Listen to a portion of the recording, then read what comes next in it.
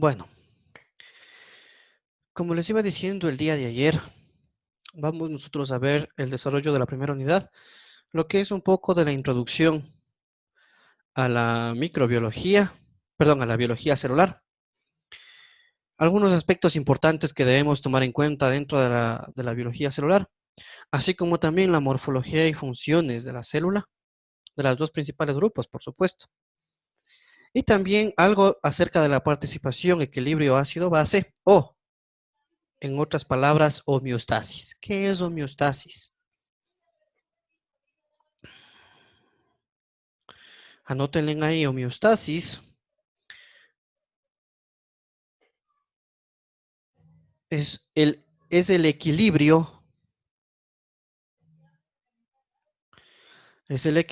que existe entre, entre el medio interno de la célula y el medio externo de la misma.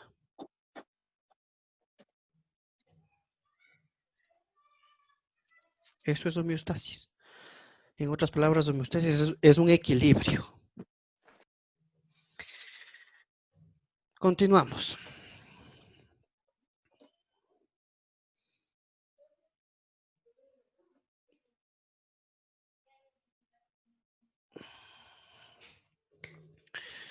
Vamos a hacer una acotación muy importante aquí entre lo que quiere decir o lo que nos quiere notar la biología celular. Aquí pongo tres principales hombres importantes.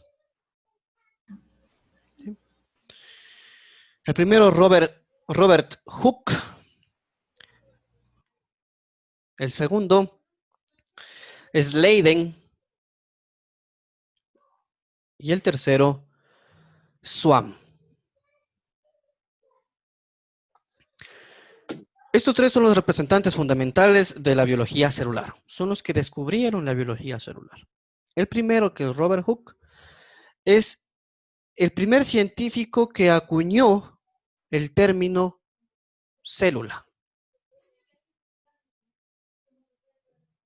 El primer científico que acuñó el término célula en el año de 1655. ¿Sí? En el año de 1655. Cabe recalcar que también en ese mismo año fue elaborado el primer microscopio. El primer microscopio de la historia. ¿Y qué observó este señor? Este señor observó el corcho, láminas de corcho, en forma de celdas. ¿Sí? En forma de celdas. Este señor, con esa invención del primer microscópico rudimentario, que no era más que una lupa gigantesca, ¿sí? Observó estas láminas de corcho y él identifica unas pequeñas celdillas, al que él también lo llamó celdillas, y en lo posterior le va a llamar célula. ¿Se han visto el cuaderno de cuadros? ¿Sí? Sí. Esos cuadros que ustedes observan en ese cuaderno de cuadros, igualito observó él en esa lámina de corcho y él lo llamó celdillas. Después de aproximadamente 200 años, Sladen con Swan formulan la nueva teoría celular, porque ya para esa época ya existían mejores microscopios, ya existía una invención nueva del microscopio. Entonces ya pudieron ellos observar la primera bacteria, ya pudieron observar el primer organismo microcelular.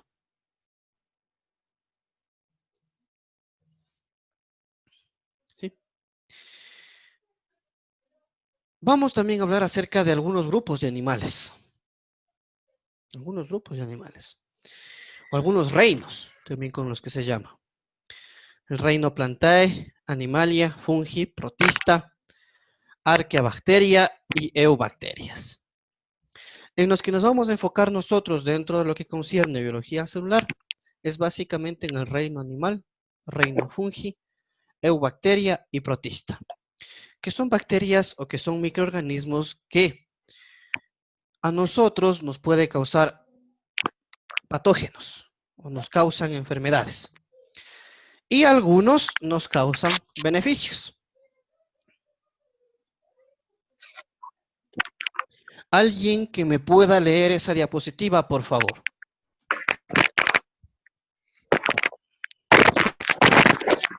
Introducción a la biología celular. Analicemos el concepto de vida. Es difícil de definir si se piensa en la diversidad que se observa en los seres vivos, y más aún si todas las moléculas que se integran para formar la vida se observan en forma aislada. La existencia de interacciones complejas entre las moléculas hace que se establezcan unidades funcionales representadas en la estructura celular. Debido a que la vida se basa en esta interacción asombrosa, es difícil determinar el significado real del término vida. Sin embargo, existen algunas características que diferencian a los seres vivos de los no vivos. En términos generales, se puede mencionar estructura organizada y compleja. Se reproducen utilizando el ADN como modelo molecular. Generan homeostasis y mantienen relaciones con el medio Todas las células poseen la misma estructura fundamental que les permite resolver los mismos problemas de supervivencia, buscar energía, reproducir, etcétera. Pero cada célula tiene que enfrentar problemas específicos que varían conforme el ambiente en que vive. Por esta razón, existen varios tipos de células, cada uno de los cuales presentan variantes en relación al modelo de base. Muchísimas gracias, señorita Caterín. Ya. Aquí hacemos mención de lo que quiere decir la célula y de cómo se origina un organismo, un microorganismo celular. La primera aparición de célula, vamos a remontarnos hace muchos millones de años atrás, fue el plancton. La primera aparición o la primera forma de vida que existió en nuestro planeta fue el plancton. Ahora, según se vaya adaptando a ciertos campos, a ciertas áreas, a ciertos ambientes, la célula va tomando forma, se va modificando para poderse adaptar a ese nuevo ambiente. ¿Sí? Pero todas las células comparten una misma cuestión, una misma característica. ¿Sí?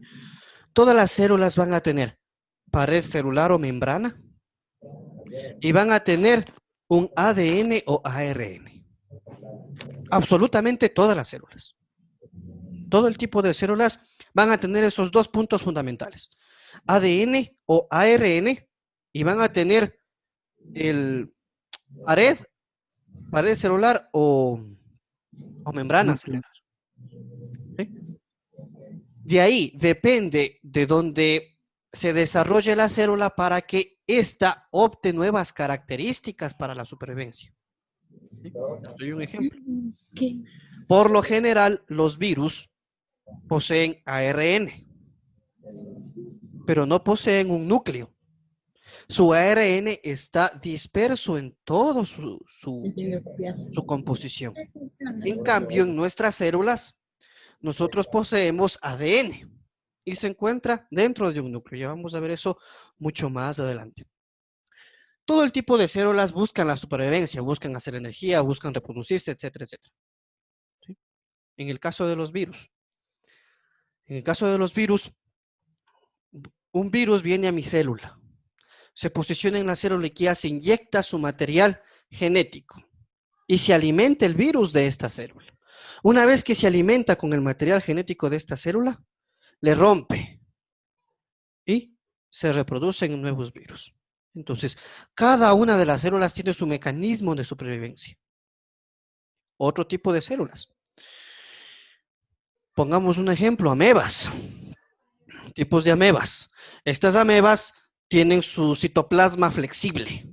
¿Sí? Entonces, ¿qué hacen en su citoplasma? Buscan otro tipo de células y le engloban. ¿Sí? Le engloban con su citoplasma y lo disuelven con enzimas. Entonces, Dependiendo del tipo de célula, siempre vamos a tomar en cuenta que todas las células van a buscar energía, van a buscar alimento y van a buscar reproducirse. ¿Sí? Y el medio en que busquen o el medio por el que busquen va a ser diferente. ¿Sí? Pero van a llegar todas a un mismo fin. Como aquí les pongo nuevamente. Aquí está un ejemplo de algunos de los microscopios que se implementaron en esa época, en el siglo XVII, para poder observar o tener una idea de lo que son las células. De ahí que estos ejemplos de microscopios dieron lugar a lo que ahora tenemos los microscopios modernos.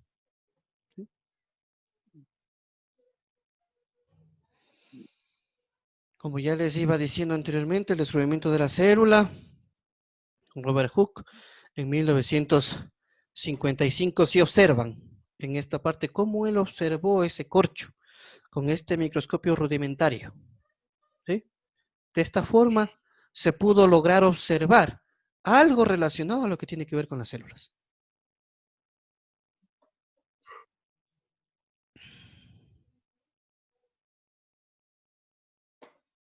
¿Ya? Terno Swan, 1939, concluyó que las células animales y vegetales eran semejantes. Claro, todas las células animales y vegetales tienen lo mismo: membrana, núcleo, mitocondrias, citoplasma.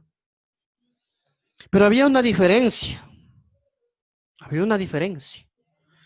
entre las células animales y las células vegetales. Las células animales no poseen la clorofila, mientras que las células animales, perdón, mientras que las células vegetales poseen esa clorofila que les ayuda a, ¿qué? A realizar la fotosíntesis. Todos los organismos están compuestos por una o más células. La célula es la unidad estructural de la vida. Nosotros somos organismos pluricelulares. Hay organismos unicelulares. Un ejemplo de célula. Denme un ejemplo de la célula más grande que conocen.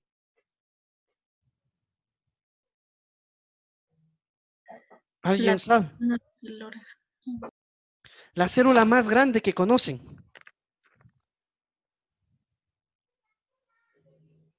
No es la piel. No. No. Algo Un que huevo. comemos todos los días. Un huevo. Exactamente, un huevo. Esa es la célula más grande que nosotros conocemos. Tiene la membrana que viene a ser el cascarón. El citoplasma que viene a ser, ¿qué? La clara del huevo. Y el núcleo que viene a ser la yema. ¿Sí? Ese es el ejemplo más claro de célula que yo les puedo dar. Entonces, en base a esa célula, va a existir en el caso de los organismos pluricelulares una especialización en lo posterior, cuando madura. Seguimos. Rudolf en 1855 nos dice que todas las células provienen de otras células. Plantea 3 principios de la teoría celular. El primero, cada organismo vivo está formado por una o varias células. Los organismos vivos más pequeños son células únicas. Y las células son las unidades funcionales de los organismos multicelulares. Todas las células provienen de células preexistentes. ¿Ya? Entonces, les doy el mismo ejemplo del huevo. Comienza siendo una sola célula, ¿sí o no? Pero cuando ya va evolucionando, ya se le va empollando, ya se va reuniendo las características para que se forme una nueva vida, ¿sí?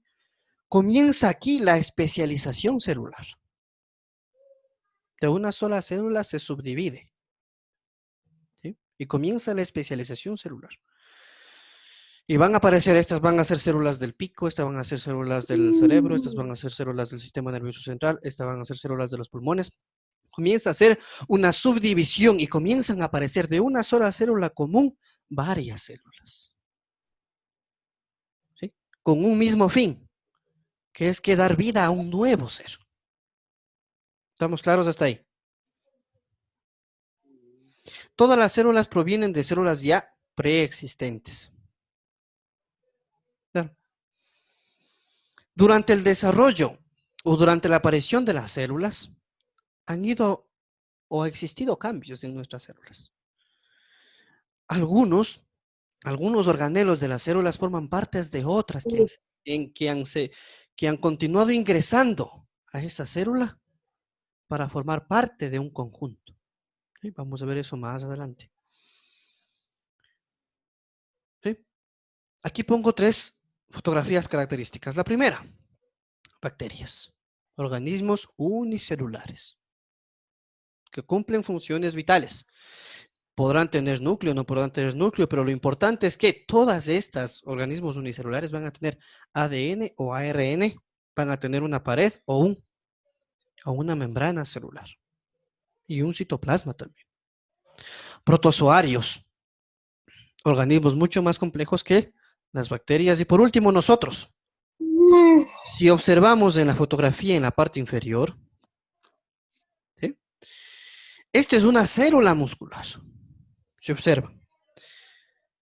Varias de estas células musculares forman el tejido muscular. Un conjunto de tejidos forma un músculo. ¿Sí? Y el conjunto de este músculo forma un sistema. Todo el sistema muscular. ¿Sí? En muchas de las ocasiones nosotros en la carne que comemos común y corriente podemos observar detenidamente que el tejido, esto podemos observar detenidamente. Nos podemos nosotros a observar un corte de carne, podemos determinar nosotros los tejidos musculares. ¿Sí? Pero ya la célula muscular ya no podemos observar. Sí, y ya no está a nuestro alcance. Preguntas. La teoría celular. ¿Alguien me ayuda? Yo. A ver.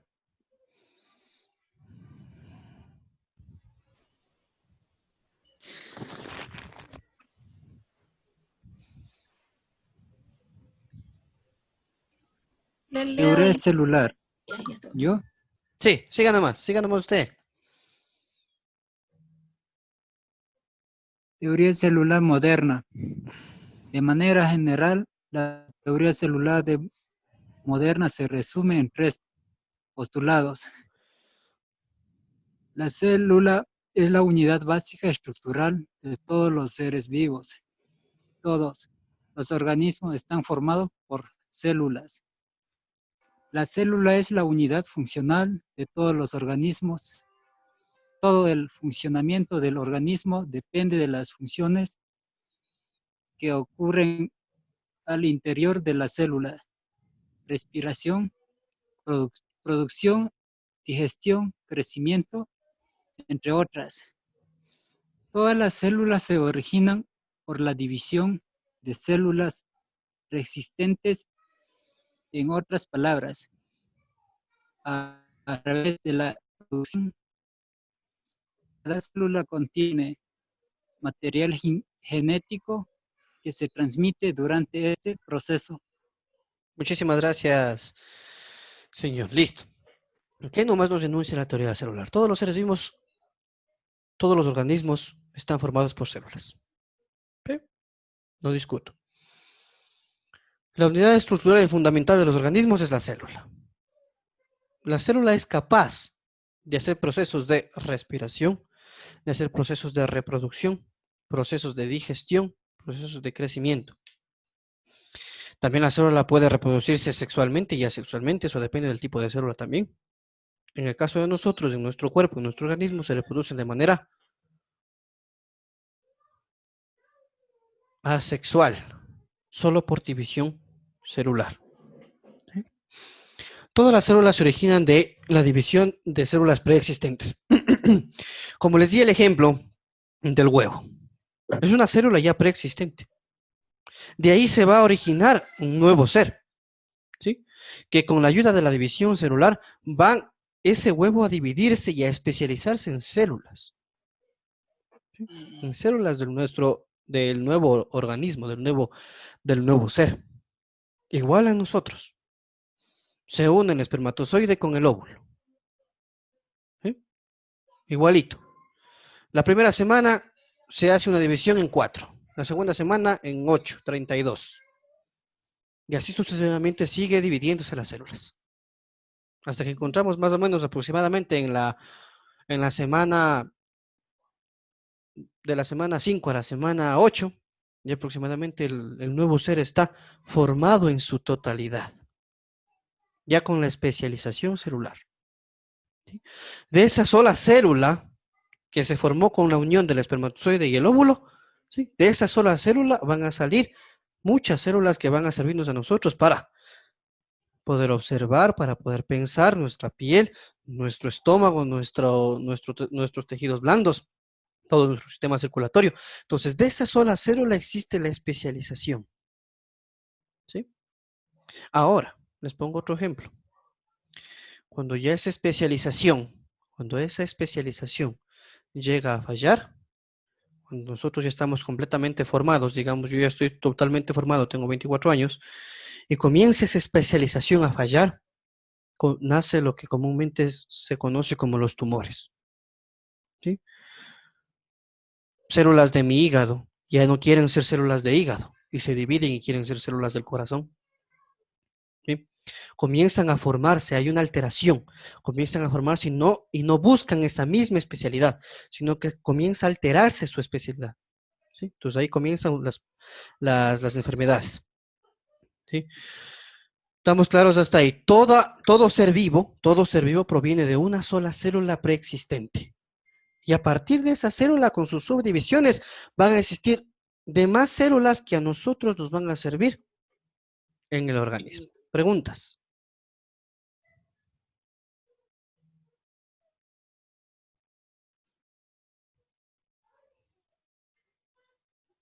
Entonces, ¿qué es la célula?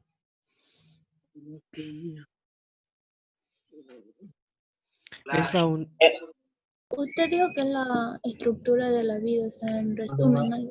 Exactamente, es la unidad fundamental de la vida. Es un conjunto de partículas, ¿no? Conjunto de partículas. ¿Sí? Conjunto de partículas. ¿También? Unicelulares y pluricelulares. ¿Ya? ¿Sí? Conjunto de partículas para formar organismos unicelulares y pluricelulares. ¿Ya? Otro concepto de qué es célula.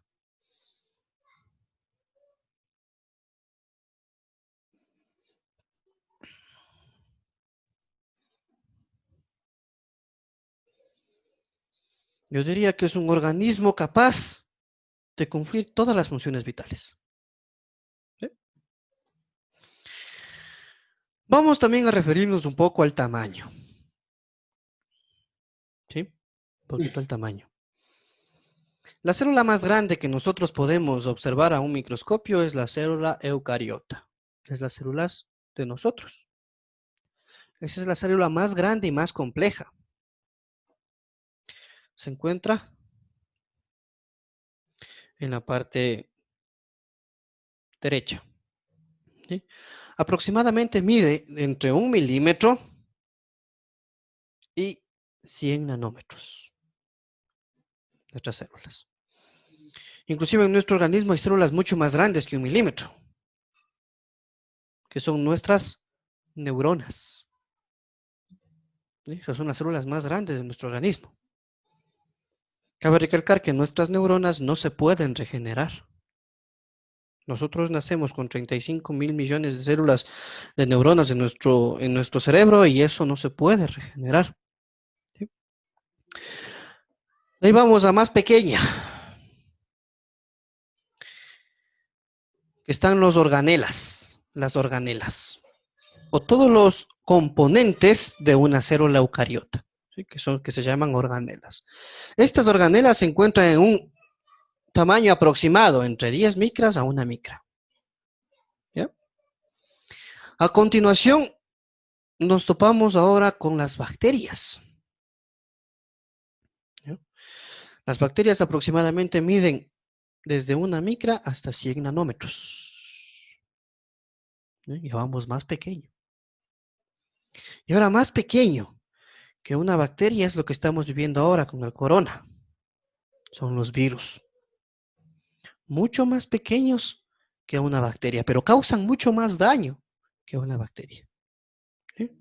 Y dependiendo ahora si son virus que tienen en su material genético ADN o ARN, depende la agresividad de este tipo de virus. Cabe recalcar aquí que los virus que tienen en su componente ADN son más agresivos que los que tienen en su componente ARN. Después de los virus, vamos a más pequeños, las proteínas. ¿Sí? Las proteínas. Un grupo más pequeño. ¿Que son qué? Las proteínas son cadenas de aminoácidos, son cadenas gigantescas de aminoácidos. ¿Sí? Las proteínas.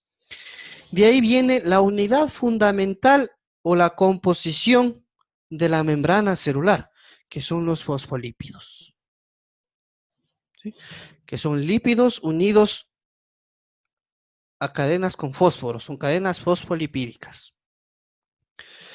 Vamos más pequeño, 1 nanómetro a 100 picómetros. Ya tenemos aquí las moléculas, como la molécula del agua. De las moléculas, aquí vamos a encontrar nosotros en un tamaño de 1 nanómetro a 100 picómetros, la molécula del agua, la molécula del aire, la molécula de los elementos químicos que hay en la tabla periódica. ¿Sí? Vamos a encontrar nosotros en este rango de tamaño. Y por último, vamos a encontrar los átomos. ¿Sí? Por último, vamos a encontrar los átomos.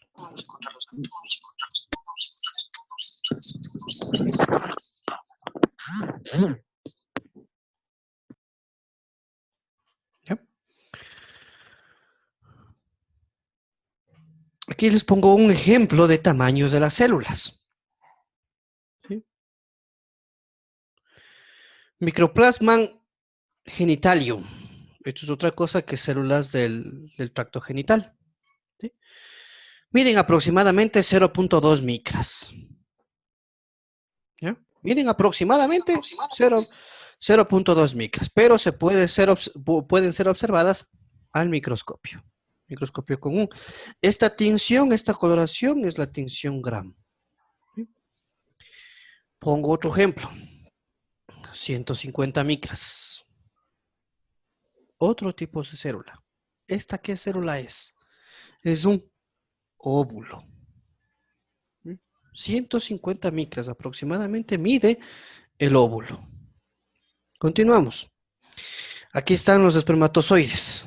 Aproximadamente miden 50 micras. ¿Sí? Así se les observa. ¿Sí? Así se les observa. En un microscopio a esto no se le observa, bueno, tanto así quieto. Se le observa en movimiento. ¿Mm? Y aquí tenemos cuando ya existe la unión de un óvulo con un espermatozoide. ¿Sí? Ya tenemos ya 200 a 300 micras. Esto es lo que comúnmente se llama un ovocito. ¿Sí? Ya comienza a crecer la célula, ya comienza a reproducirse, ya comienza a subdividirse. ¿Sí? Y comienza a aumentar su tamaño. Todos estos tipos de células pueden ser observables a los microscopios que tenemos hoy en la actualidad. ¿Sí? Todos los microscopios son capaces de enfocar todas estas células. Ahora, el único organismo que ya no puedo observar con un microscopio común y corriente son a partir de los virus. ¿Sí? Los virus solamente pueden ser observados utilizando la implementación de un microscopio electrónico. Microscopio electrónico fluorescente, microscopio electrónico de barrido. Cualquiera de esos tipos de microscopios nos ayudan a ver cosas mucho más pequeñas. Inclusive ese tipo de microscopios nos ayudan a ver a nosotros los cromosomas, las cadenas de ADN, las cadenas de ARN, nos permite visualizar, ¿sí? Porque son mucho más pequeñas.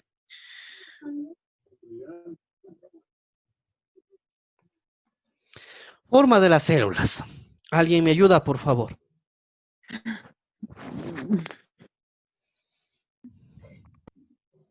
Forma de las células. En general podemos decir que la forma de las células depende básicamente de la función que realice. Aunque la forma básica sea la esférica, también depende de sus elementos más externos, pared celular, prolongaciones como cilios y flagelos. La variedad celular es tan grande como la propia variedad de los seres vivos. Muchas gracias, señorita Erika. Ya. Existirán varias formas celulares. Varias formas celulares. Depende de qué esto. Depende en nuestro organismo de la especialización que tenga. Primero, en nuestro organismo depende de la especialización que tenga. Y en el medio externo depende de qué ambiente se encuentra esa célula. De en qué ambiente se encuentra esa célula. ¿Sí? ¿Dónde está mi mouse? Ya. Aquí les pongo. Ejemplo, espermatozoide de una célula ciliada. Tiene un cilio, tiene un flagelo. ¿Sí? Un solo flagelo. Que no es otra cosa que la misma prolongación de su citoplasma. Eso es un flagelo. La misma prolongación de su citoplasma. Aquí pongo células epiteliales. ¿Sí? Células son cuadradas. En este caso son cuadradas. Su citoplasma cubre en su totalidad a la célula y tiene un núcleo, se podría decir un núcleo ovalado. Esta es la célula más grande de nuestro organismo, que son las neuronas. ¿Sí? Una neurona puede ir directamente desde nuestro cerebro, se conecta directamente con nuestro tronco encefálico y se inerva en nuestras manos. O sea, son suficientemente grandes para poderlos observar a simple vista. Tenemos también los músculos, que son células muy alargadas. Los músculos que son células muy alargadas. Y tenemos una particularidad en nuestro organismo también, los glóbulos rojos. Es la única célula de nuestro organismo que no tiene núcleo. ¿Sí? Los glóbulos rojos. Es la única célula de nuestro organismo, los glóbulos rojos, de los cuales no tiene núcleo. ¿Sí? Y por último, esto me imagino que debe ser un glóbulo blanco. ¿Sí?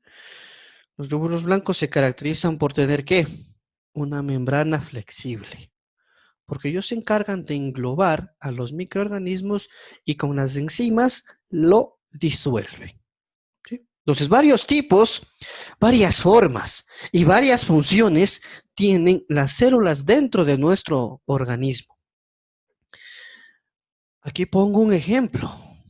Esto es como se puede observar haciendo un corte a la piel, a una parte de la piel.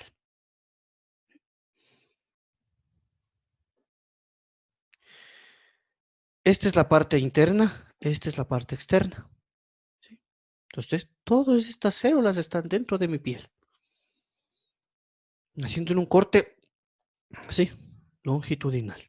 Entonces, observo que varias capas se van originando que hay nervaduras principales. Y de aquí salen nuevas células que van a reemplazar a las que están acá afuera,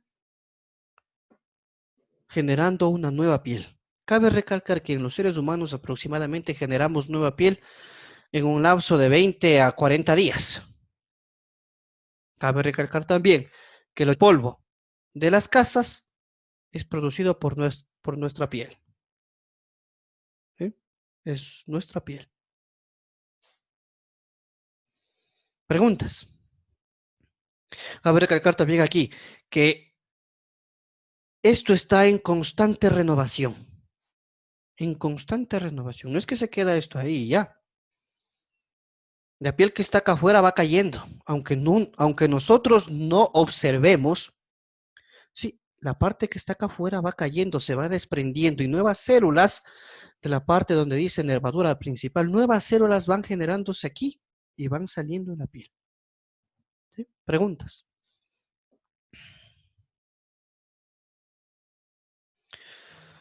Propiedades básicas de las células. ¿Alguien me ayuda, por favor?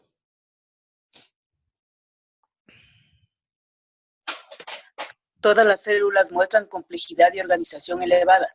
posee un programa genético y la base para aplicarlos. Tiene la capacidad para reproducirse a sí misma, captan y consumen energía, efectúan variadas reacciones químicas, participan en numerosas actividades mecánicas, tienen la capacidad de responder a estímulos, tienen la capacidad de autorregulación. Muchísimas gracias. Estas son las propiedades fundamentales que todas las células de nuestro organismo cumplen. ¿Sí? Muestran complejidad y organización elevada. Claro. Ninguna de nuestras células van a ser las mismas. O van a querer ser otro tipo, en el caso de que nosotros estemos sanos, por supuesto. Cuando estamos todos sanos, todas las células cumplen su misma función y se especializan para lo que fueron realizadas. ¿Sí? Poseen un programa genético y la base para aplicarlos. Todos, absolutamente todas las células ya vienen programadas para que formen parte de A o B órgano en nuestro cuerpo. Ahora bien, cuando hay los comúnmente llamados tumores, comúnmente llamados cáncer, entonces, ¿qué pasa aquí con este cáncer? ¿Qué pasa aquí con este tumor? Cabe recalcar que se da cáncer o causa cáncer por la malformación de un gen. Como aquí le dice, posee un programa genético. ¿Sí? Por eso les traigo a colación esto, porque me dice aquí, posee un programa genético y la base para aplicarlos. Entonces, cuando llegamos a enfermarnos, tener una enfermedad, como en este caso tumores, es una característica dañina que se forma a partir de un gen, el gen P53. Ese gen se daña. Ese gen deja de funcionar. Entonces, ¿qué pasa? Las células que son de mi estómago comienzan a mutar, comienzan a cambiar. Ya no quieren ser del estómago, ahora van a ser células del pulmón. Porque ya no existe ese programa genético que les ayuda a diferenciarse. O a su vez, la célula se torna a manera de zombie. ¿A qué me refiero? Llega a su estadio máximo, envejece y no muere. Y se sigue reproduciendo. Entonces, ese mal programa genético con la falla del gen P53 desencadena en la no especialización de la célula y en muchas de las ocasiones desencadena en que la célula nunca muere, sino que comienza de nuevo a reproducirse. Entonces, dependiendo del tipo de genoma o de malformación o del fallo que tenga el gen P53, van a ocasionarse este tipo de anomalías. ¿Sí? Tiene la capacidad de reproducirse a sí misma. Cada célula que ya envejece, muere, tiene que volver a reproducirse. Captan y consumen energía, grandes cantidades de energía. Cabe recalcar aquí que las células de nuestro organismo que consumen mayor energía son las células neuronales de nuestro cerebro. Casi el 90% de todo lo que nosotros consumimos en nuestra alimentación se va al cerebro. Y el 10% es utilizado en nuestros quehaceres físicos. ¿Sí? Efectúan varias reacciones químicas. Claro, para poder ellas alimentarse, de ley tienen que operarse, tienen que desencadenar reacciones químicas para poder ingresar las proteínas que están afuera de la célula adentro de la célula. Tienen que abrir su citoplasma para captar ese alimento y después de captado, ahora sí, van a disolver ese alimento. Todo lo que nosotros consumimos se va a convertir en energía. Todo lo que nosotros consumimos se convierte en carbohidratos, grasas, proteínas, dependiendo del tipo de alimento que nosotros consumimos. Participan en numerosas actividades mecánicas. Les doy un ejemplo. Yo con mis células musculares, cuando cojo y mastico una manzana, Yo muelo mi manzana. Estoy utilizando ya células musculares, estoy utilizando ahí mis enzimas que se encuentran en mi boca. Estoy utilizando también mis células óseas de mis dientes. ¿Sí? Pasan a mi tracto digestivo. ¿Sí? Mediante los movimientos peristálticos, mis células que se encuentran en la laringe, faringe, me ayudan a transportar el alimento, pasan a mi estómago. ¿Sí? Hacen reacciones mecánicas para transportar mis alimentos. Pasan a mi estómago segrega ácido clorhídrico y demás ácidos, disuelven la comida, pasa a mi duodeno, que es la primera porción del intestino delgado, que pasa en el duodeno, absorbe todo, pero el duodeno también tiene movimientos peristálticos, a manera de una colita, ¿sí? Entonces todo se va moviendo y todo van transportando, tienen reacciones mecánicas, ¿sí? Toda reacción, todo estímulo que nosotros le demos a nuestra célula va a causar una reacción. ¿Sí? Tiene la capacidad de autorregulación. Les doy un ejemplo, cuando nosotros estamos con deshidratación, nuestro propio organismo trata de mantenernos con vida. ¿Y qué es lo primero que se nos muestra cuando tenemos señales de deshidratación? Labios partidos. ¿Sí? Es la primera señal más visible que nosotros podemos tener cuando entramos a una deshidratación. Se comienza a decolorar la piel, se comienza a secar la piel. Todas las glándulas sudoríparas comienzan a cerrarse para evitar la evaporación de agua. ¿Sí? Entonces, todas esas reacciones tratan a nosotros de regularnos cuando nos falta algo en nuestro cuerpo, en nuestro organismo. ¿Sí? Preguntas. Otro ejemplo les pongo. Cuando nos sometemos o nos metemos en una cámara de frío, ¿ya? Nos metemos en una cámara de frío, yo que sea unos 10 o 5 grados. ¿Qué pasa con nuestro cuerpo? Nosotros, sin que nos demos cuenta, nuestro cuerpo sabiamente, ¿qué hace? De mis extremidades corta circulación, ¿sí? Y centra la circulación en toda mi caja torácica, en todo mi organismo, con excepción de mis extremidades. ¿Para qué? Para mantener la temperatura corporal. Por eso es que muchas de las ocasiones que ha habido gente que ha quedado encerrada en esos cuartos fríos, siempre salen con las manos moradas o salen con las manos negras, o cuando se van al Chimborazo y hemos encontrado muertos en el Chimborazo, siempre se encuentran con las manos negras, porque se pierde la irrigación sanguínea de aquí, corta la irrigación sanguínea de mis brazos y de mis piernas para mantenerme caliente y con vida el resto de mis órganos más importantes. Eso es un ejemplo de autorregulación. ¿Sí? Preguntas.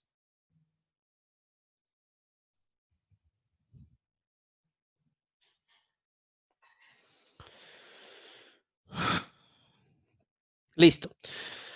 La evolución de las células procariotas procede a las eucariotas en 2000 millones de años. Para que aparezcan las células eucariotas, primero tuvieron que ser células procariotas. Y primero tuvieron que ser células sencillas. Procariota, célula sencilla. Eucariota, célula compleja, en otras palabras. Entonces, la historia de la vida en la Tierra. Hace 450 millones de años, formación de la Tierra, 3.500 millones de años, primeros seres vivos, células procariotas, bacterias. Como yo siempre digo, ellas son las reinas de todo nuestro planeta, las bacterias. Nosotros fuimos los organismos que nos especializamos a partir de estas células procariotas y bacterias para nosotros evolucionar después de 1.500 millones de años y aparecen las células de nosotros, las células eucariotas, para finalmente, hace 500 millones de años, formar organismos pluricelulares que somos nosotros. ¿Sí? Preguntas. Aquí voy a acotar una cosa. una cosita un poquito fuera del tema. Todos los medicamentos que nosotros tenemos en el mercado, todos los medicamentos que nosotros tenemos en el mercado son obtenidos de bacterias, son obtenidos de células procariotas. ¿Sí? Todos los medicamentos. Primera generación, segunda generación, tercera generación, cuarta generación, quinta, sexta y séptima que tenemos ahora. Absolutamente todas esas bacterias nos han ayudado, nos han aportado a nosotros con esos medicamentos, porque ellas son las encargadas de elaborar mecanismos de, de resistencia frente a cualquier ambiente en que se hallen. ¿Sí? También son una de las más malignas también, estas bacterias. Les doy un ejemplo. Yo estuve abajo en el policlínico, en el área de laboratorio. Y teníamos un paciente de aproximadamente 18 años de edad. La señorita llega quemada. Sí, llega con quemaduras de segundo y tercer grado. Entonces le ingresan a la unidad de quemados y le tienen en observación. Pero esta niña se contamina. Esta niña se contamina y le hace una sepsis. ¿Ya? Entonces, nosotros en el área de microbiología y bacteriología cogimos las muestras y comenzamos a procesar estas muestras. Imagínense un organismo tan pequeño. Un organismo tan pequeño, tanto daño nos puede hacer. Esta famosa bacteria se llama Pseudomonas aeruginosa. ¿Sí? Una bacteria tan potente, capaz de repeler hasta medicamentos de séptima generación, que son medicamentos demasiado fuertes. Nos dio prácticamente en el hospital una multiresistencia. No teníamos medicamento que la cure. ¿Sí? No había medicamento que la cure. Tuvieron que entrar en cuarentena. Todas las personas que estuvieron en emergencia y todas las personas que estuvieron en la unidad de quemados y nosotros que hicimos las pruebas entramos en cuarentena. ¿Por qué? Porque es una bacteria muy peligrosa. Hasta desinfectar. Imagínense, siendo tan pequeño, tanto daño nos puede ocasionar. Metimos cualquier cantidad de medicamentos. Pero ¿qué hacía esta bacteria cuando observamos en el microscopio? ¿Qué hacía esta bacteria? Englobaba el medicamento y lo botaba y lo expulsa con una fuerza aproximada de 4 nanómetros, que eso equivale más o menos a una fuerza, a la 10 millonésima fuerza de una bomba atómica. Entonces, imagínense qué potencia tenía esta bacteria para englobar el medicamento y botarlo. Y entonces, como siempre les digo, nosotros en todo lado vamos a tener bacterias. En todo lado vamos a tener bacterias. Nunca vamos a estar libres de bacterias. ¿Sí? Lo que sí a nosotros, cuando nosotros ingerimos el alimento, no nos hacen daño. Inclusive, cuando ustedes cocinan el alimento, hay bacterias que pueden sobrevivir a esas temperaturas. Y nosotros, claro, consumimos, pero no nos causan ningún daño. ¿Sí? Preguntas.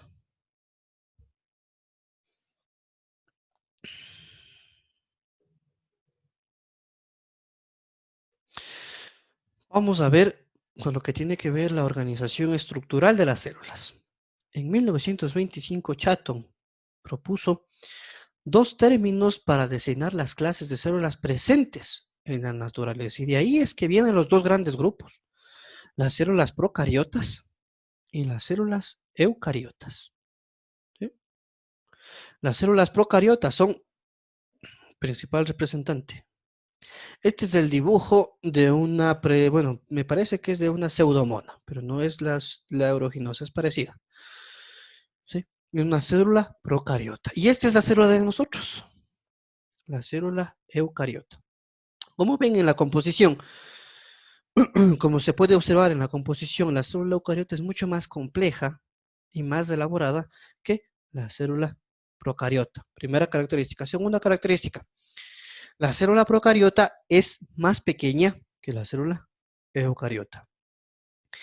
Algo en común. Las dos tienen ribosomas. Las dos tienen citoplasma, las dos tienen membrana. Las dos también podríamos decir que tienen material genético. Hasta ahí. ¿Sí? Preguntas.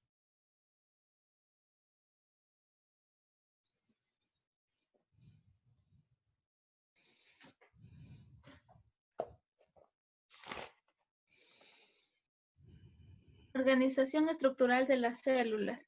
Características que las diferencian y por las cuales se genera la división entre ellas.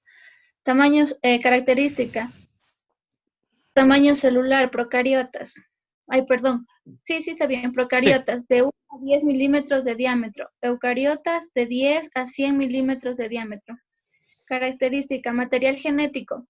En las procariotas, adherido a la membrana plasmática y concentrado en una región denominada nucleoide.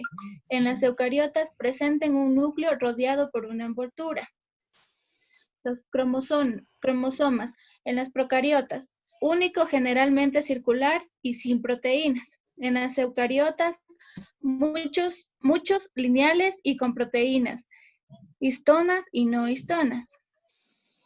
ADN, procariotas, 0.25 milímetros menos 3 milímetros de longitud, pares de bases. En las eucariotas, en las células tan simples como la levadura, 4,6 milímetros de longitud. Citoplasma, procariotas, en gran medida indiferenciado. En las eucariotas, contiene una gran cantidad de estructuras llamadas organelos subcelulares, algunos de ellos con unidad de membrana. Organelos subcelulares.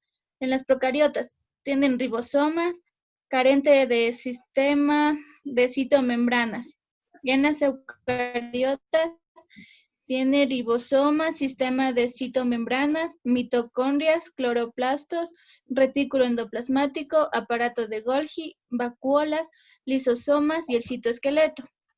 La pared celular en las procariotas, constituido por peptidoglicanos, excepto en arquea y micoplasmas. En las eucariotas, compuesta principalmente por celulosa, en algunos casos presenta lignina, pectina, excepto las células animales. Movilidad. En las procariotas, flagelos constituidos por flagelina. Eucariotas, cilios y flagelos constituidos por tubulina con organización 9+2. Muchísimas gracias, señorita Erika. Aquí les pongo algunas de las características principales que las diferencian entre las células procariotas y las células eucariotas. Como ya se pudieron dar cuenta, ¿sí? Las células procariotas son mucho más sencillas. No tienen tantos organelos, no tienen tantos elementos internos, mientras que las eucariotas son más complejas, ¿sí? Habrá organismos unicelulares eucariotas y habrá también organismos unicelulares procariotas. Eso ya vamos a ver más adelante. Clases de células. ¿Sí? Pongo aquí las clases de células. Este es presuntamente esto, ¿qué es? ¿Es una célula procariota o eucariota? Y no histonas. Histonas son una cadena proteica. Y estas dos de acá son células proteica grande. Esa cadena proteica me ayuda a mí a organizar o a enrollar todo mi material genético. ¿Sí? Esas son las histonas. En el caso de las células procariotas, muchas de estas células procariotas no poseen este tipo de histonas. Por eso es que su material genético lo tienen disperso en su citoplasma muchas de las veces. En cambio, en las células procariotas no. Nosotros tenemos organizado de esta forma, en cromosomas. Pero para poderle organizar en cromosomas, yo necesito una proteína que se llama histonas, en las cuales yo voy enrollando o se va enrollando mi cadena de ADN hasta formar esta parte que tenemos acá de cromosomas. ¿Sí? Poco más claros. ¿Sí? Por eso es que me ponen ahí que algunas de las eucariotas tienen histonas y a otras no tienen histonas. ¿Por qué? Pongo un ejemplo en el caso de nosotros, en caso particular. Nuestro material genético, el ADN, se encuentra dentro de una cápsula que se llama núcleo. ¿Sí? Pero en ese núcleo se encuentra nuestro ADN disperso. ¿Sí?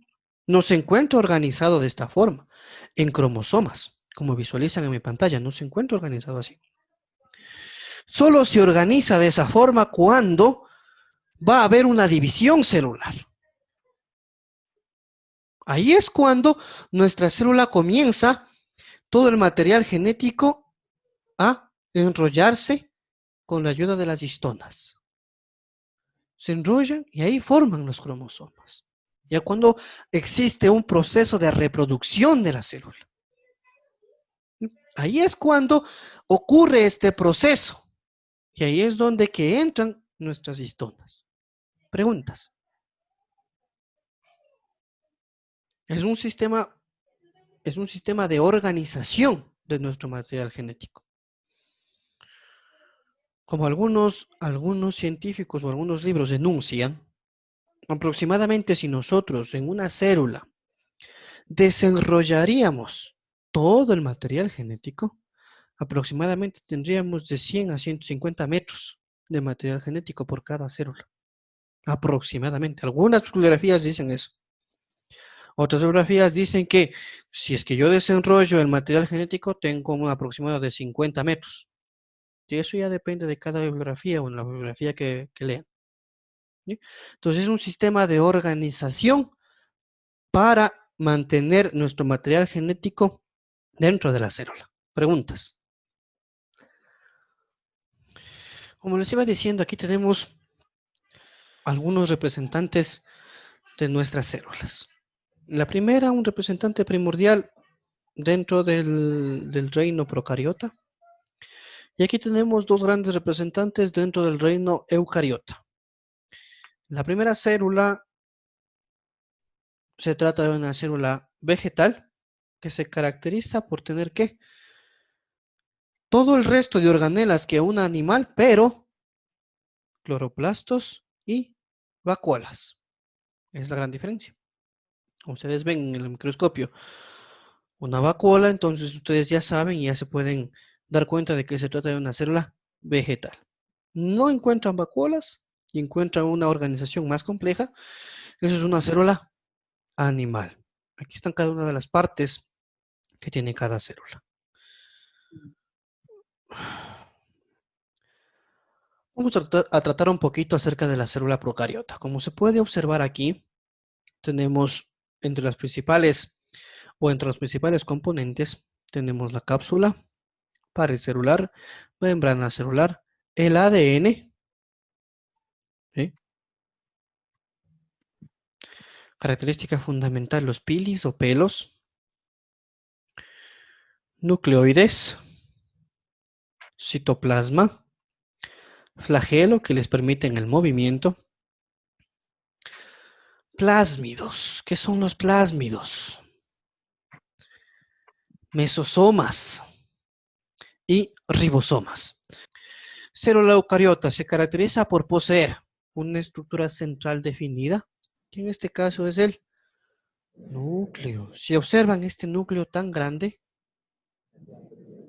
¿sí? Una estructura bien definida llamada núcleo, y presenta un sistema de membranas internas. El núcleo tiene membrana, el nucleolo tiene membrana. Cada organela tiene su membrana que lo separa del citoplasma de la célula, si observan.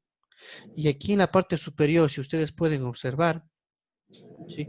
Son estas cadenas proteicas que permiten o no el paso de sustancias del exterior al interior de la célula. Esta es una fotografía de una célula hecha con un microscopio electrónico de barrido. ¿Sí? Se puede observar algunas organelas, así se observa. En el común y corriente así se observa. Preguntas.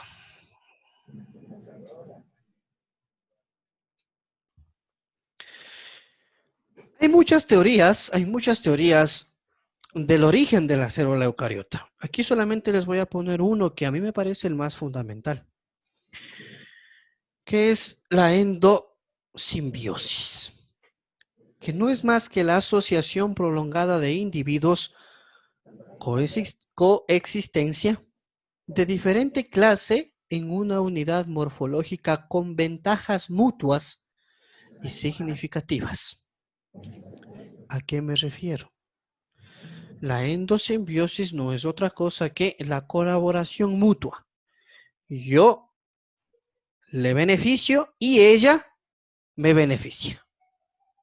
Los dos aprovechamos características del uno y características del otro para beneficiarnos mutuamente.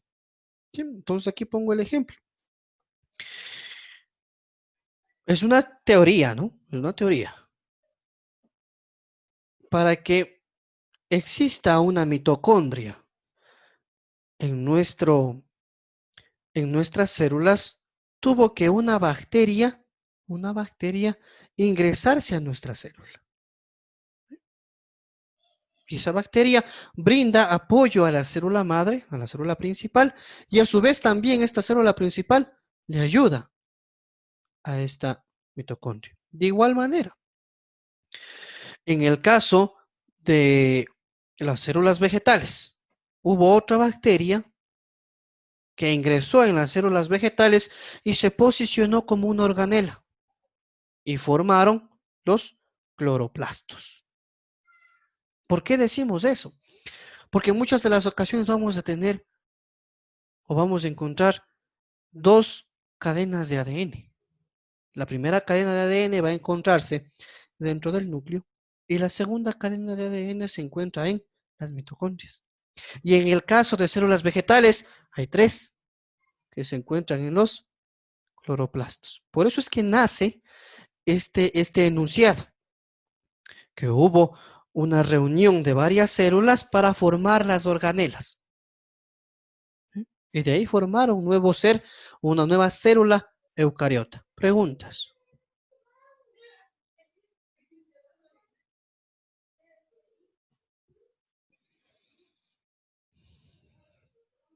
Aquí les pongo una fotografía con un corte transversal de una célula y nosotros podemos observar algunas de las organelas que existen. Si observamos membrana celular, observamos un núcleo definido, observamos una vacuola muy pequeña, mitocondrias, centriolos, aparato de Golgi, microfilamentos en la parte externa de la célula, microtúbulos. ¿Para qué nos sirven los microtúbulos? ¿Alguien sabe para qué nos sirven los microtúbulos? Los microtúbulos nos sirven como puerta de entrada para ciertas proteínas a la célula. Es la puerta de entrada de proteínas a la célula. Tenemos los ribosomas, que por lo general, en el caso de los animales, de células animales, se encuentran rodeando el núcleo. Retículo endoplasmático liso, fibras intermedias. Cada una de estas fibras nos ayuda a nosotros a separar cada organela dentro de nuestra célula. Esto es una fotografía de una célula animal. Mientras acá tenemos una fotografía de una célula, ¿qué? Vegetal. ¿Por qué? Porque mi vacuola es mucho más grande.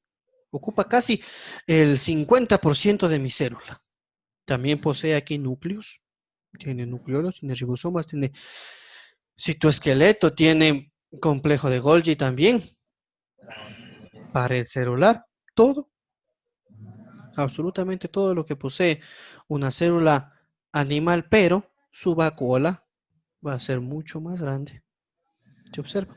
Preguntas.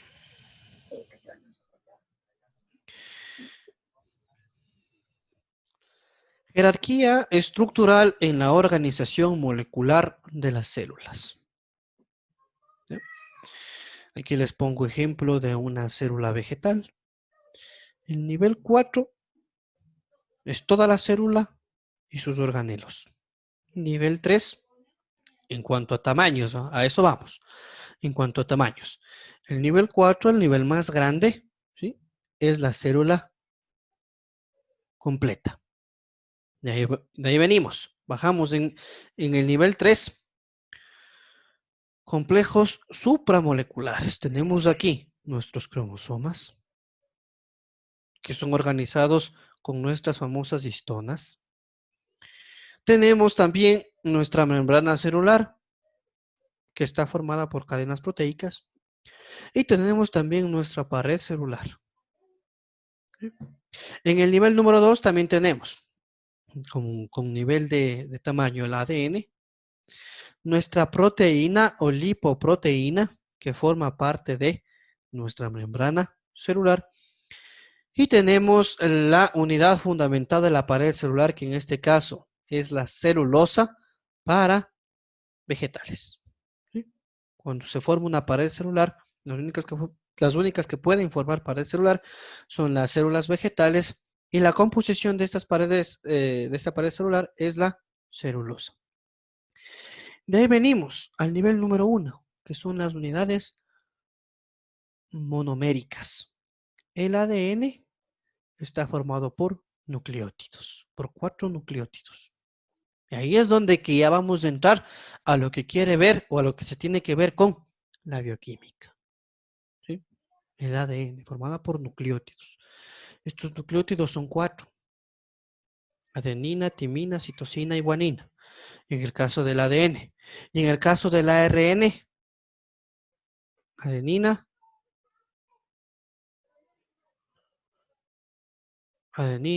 timina, citosina y uracilo.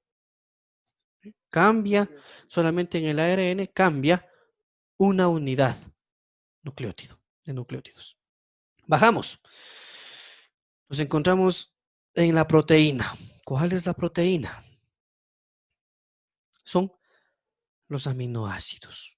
Para que yo forme una proteína, tengo que tener varios aminoácidos. Tengo que tener un conjunto de aminoácidos para formar una proteína. La unidad estructural de la proteína son aminoácidos.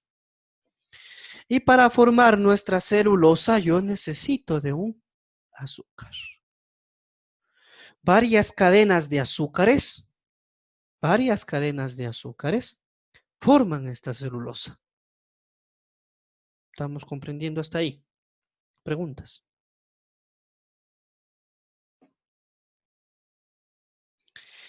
Y por último, para finalizar, como les iba diciendo,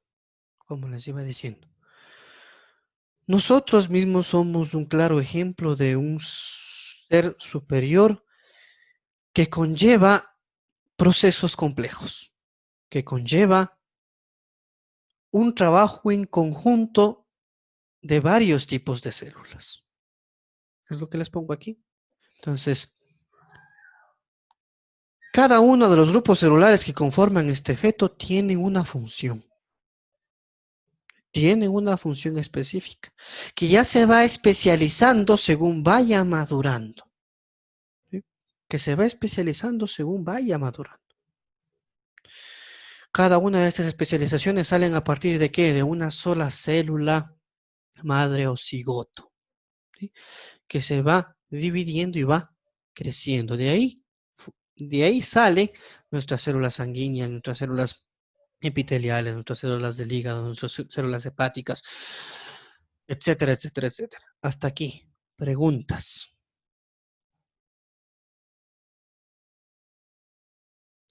Con todas estas diapositivas ya están subidas a la plataforma. En el transcurso del día, entonces yo ya les he de subir el archivo PDF de donde fueron sacadas estas diapositivas y donde hay un poco más de información.